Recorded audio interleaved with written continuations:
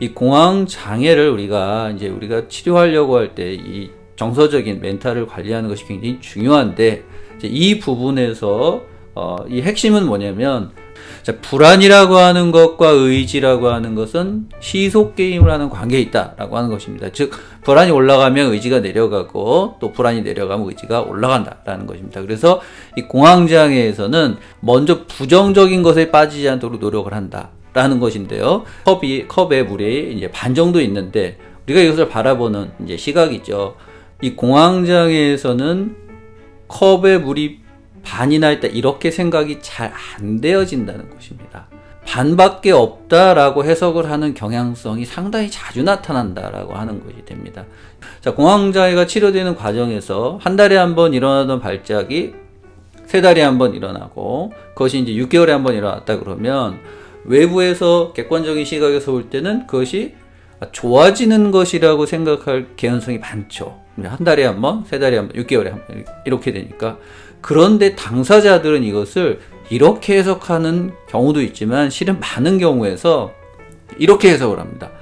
내가 6개월이나 열심히 노력을 했는데도 또 공황발작이 나는구나. 아, 이거 정말 공황장애는 안 낫는 병이구나. 이렇게 해석을 하게 되는 개연성이 더 많아지더라라는 것입니다. 임상에서는.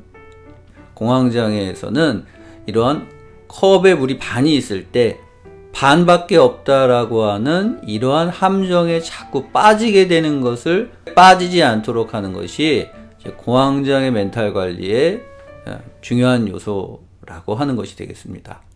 그래서 우리가 불안과 의지라고 하는 것이 이제 두 개가 정량적으로 있다면, 최소한 이쪽이 불안이고 이쪽이 의지라면 불안이 더 올라가지 않도록 관리라는 것이 굉장히 중요하다. 즉, 최소한 우리가 치료를 위해서, 치료의 과정이라고 하는 것은 불안과 의지의 관계에서 불안이 내려가고 의지가 올라가는 그런 과정이라고 우리가 생각을 한다면, 이 중간에 반드시 필요한 과정은 불안과 의지가 어느 정도 균형을 이룰 수 있도록 내가 버텨줘야 한다라는 것이 굉장히 멘탈 관리의 중요한 점이다라는 것이 되겠는데요.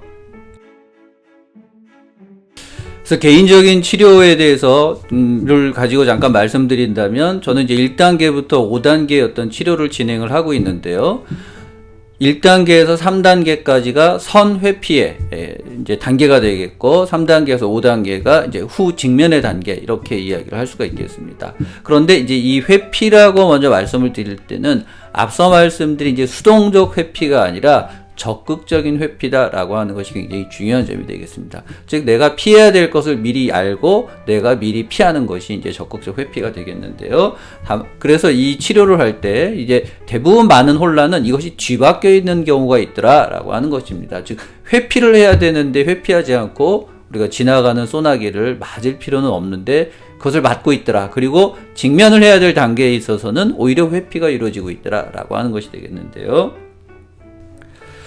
그래서 이제 공황장애 멘탈 관리의 첫 번째 중요한 점은, 앞서 말씀드린 대로 이제 불안과 의지의 균형을 만들기 위해서 필요한 적극적 회피를 하는 것이 필요하다라는 것이 되겠습니다. 그래서 이 적극적 회피를 하는 데 있어서 이제 세 가지 정도를 우리가 좀 살펴볼 필요가 있는데요.